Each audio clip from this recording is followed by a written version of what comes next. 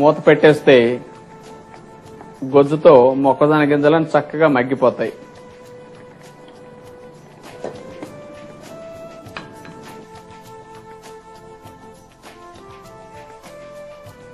కూర మొక్కజొన్న గింజలతో గొజ్జుగా చాలా బాగుంది. ఎవరికైనా కొద్దిగా పల్చగా ఉండాలంటే కొద్దిగా నీళ్లు పోసుకుని మళ్ళా ఉడకనివ్వచ్చు. కొంతమందికి గింజలు బాగా మెత్తగా ఉంటే గాని తినలేరు ఇంట్లో. అలాంటి వారు కొద్దిగా ఎక్కువసేపు మళ్ళా ఉడకటానికి నీళ్లు పోస్తేనే ఉడకనివ్వచ్చు. లేదా మెత్తగా మరీ మెత్తగా కాకుండా గింజగా ఉండాలనుకుంటే ఇప్పుడు ఈ స్థితి కరెక్ట్ గా ఉంటుందన్నమాట. ఇప్పుడు పుదీనా వేసేద్దాం. పుదీనా కూరలకి చాలా కమ్మట వాసన వస్తుంది కాబట్టి వీళ్ళంత వరకు మన కూరలు ఎక్కువ పుదీనా వాడుకునే ప్రయత్నం చేస్తాం.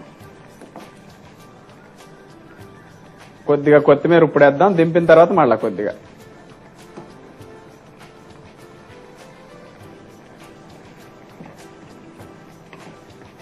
ఇదే కూరను మీరు ఏదన్నా స్టార్ హోటల్కి వెళ్ళినప్పుడు పెట్టారనుకోండి,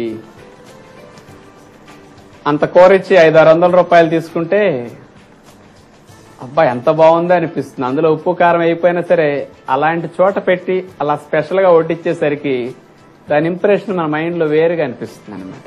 ఇప్పుడు మనం వండుకుంటే అంత చక్కటి కూరలు ఇంట్లోనే చాలా బాగా వస్తాయి. ఇక మూత పెట్టేసి మనం 2-3 నిమిషాలు మగ్గనిచ్చి దింపేసుకోవచ్చు. ఇక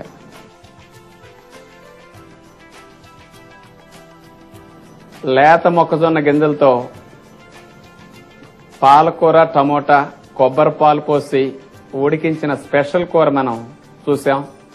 అసలు ఈ ఐటమ్ను చూస్తుంటే అసలు వండిన విధానం చెప్పకుండా ఇట్లా తెల్లటి బౌల్లో పోసి టేబుల్ మీద పెట్టేస్తే అబ్బా ఎంత బాగుంది, ఏం కూర ఇది, వెంటనే తినేయాలనిపించేట్లుగా ఆకర్షణీయంగా చాలా బాగా కనపడుతుంది ఈ కూర. మరి రుచికి కూడా పాలకూర పోసాం, కొబ్బరి పాలు పోసాం కాబట్టి అసలు ఉప్పు లేని లోటు లేకుండా తినేటప్పుడు కొద్దిగా నిమ్మరసం పిండుకు గనక తింటే ఎంత బాగుంటుందో చూడండి మీరు ఒకసారి చేసి. అన్నంలో కంటే పుల్కాల్లో పెట్టుకు తినండి, చాలా రుచిగా దగ్గరగా వచ్చింది కాబట్టి కూర చాలా బాగుంటుంది అనమాట. మరి మీరు అప్పుడప్పుడు లేత మొక్కజొన్న కండలు దొరికినప్పుడు ఇలాంటి స్పెషల్ కర్రీ చేసుకుని మన ఈ ప్రకృతి విధానంలో కూడా ఇన్ని రుచులను ఎంజాయ్ చేయొచ్చని మీరు అనుభవపూర్వకంగా తెలుసుకోగలుగుతారు. ఈరోజు రెండవ ఐటంగా బొప్పాయి ముక్కలు, తెలగపిండి ఫ్రై ఎలా చేసుకోవాలో తెలుసుకుందాం.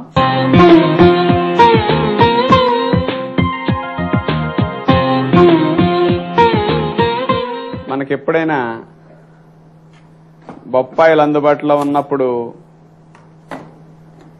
పండుగ అయిన తర్వాత మనం తింటూ ఉంటాం.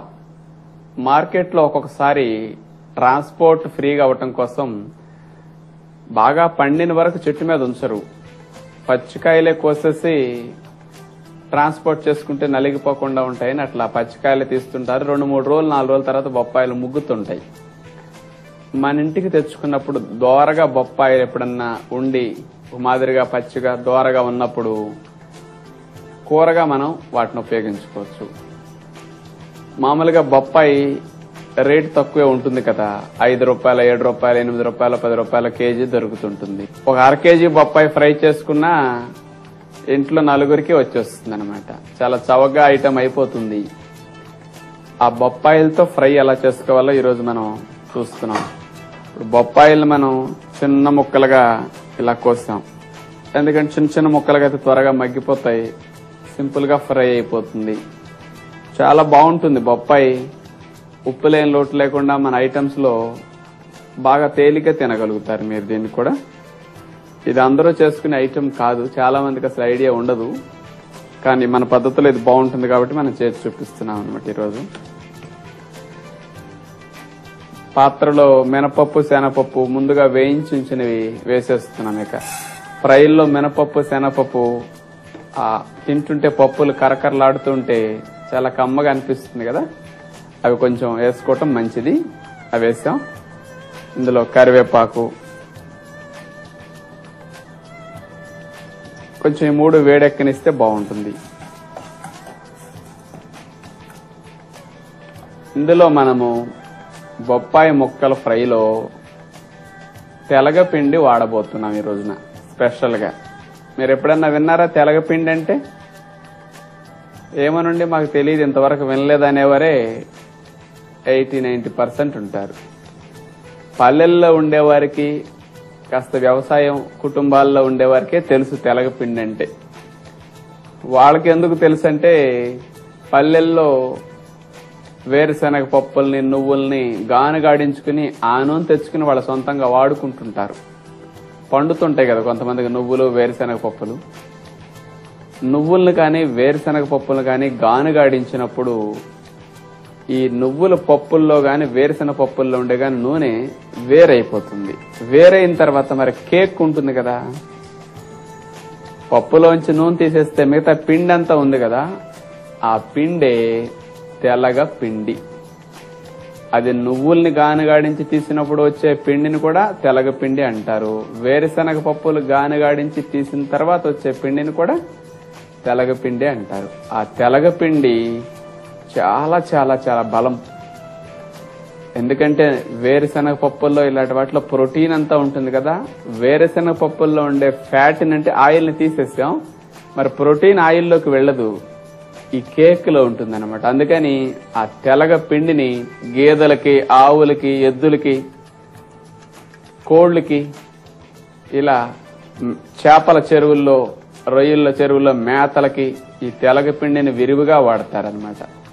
ఖర్చు తక్కువ, ఫలితం ఎక్కువ. మనకు కూడా చాలా మంచిది. తెనగపిండి బాలింతలకి పాలు బాగా పట్టడానికి వెనకటి రోజుల నుంచి తెలగపిండేసిన కూరలు స్పెషల్. చెల్లులకి మంచి ఆహారం కింద ప్రధానంగా పెట్టడం ఆనవాయితీగా ఉంది మన సాంప్రదాయంలో. మరి సిటీస్ లో వారికి తెలియదు. మరి తెలగపిండి గనక మనం తెప్పించి ఉంచుకుని మన వంటల్లో ఎప్పుడన్నా వాడుకోగలిగితే బాగుంటుంది. ఇప్పుడు మినపప్పు, శనగపప్పు, కరివేపాకు వేగాయి, పచ్చిమిర్చి చిన్న ముక్కలుగా ఫ్రై కదండి, ఎక్కువ ముక్కలుగా ఉంటే కాస్త బాగోదని చిన్న చిన్నగా పచ్చిమిరపకాయ తురిమేవి కూడా ఉంటున్నాయి కదా, అందులో వేసి తురిమేస్తే చిన్న చిన్న పీసులుగా కట్ అయిపోతుంది అనమాట. పచ్చిమిరపకాయ వేసేసాం, కాస్త ఘాటుగా అనిపిస్తుంది బాండీలో పచ్చిమిరపకాయ వేసి వేగేటప్పుడు.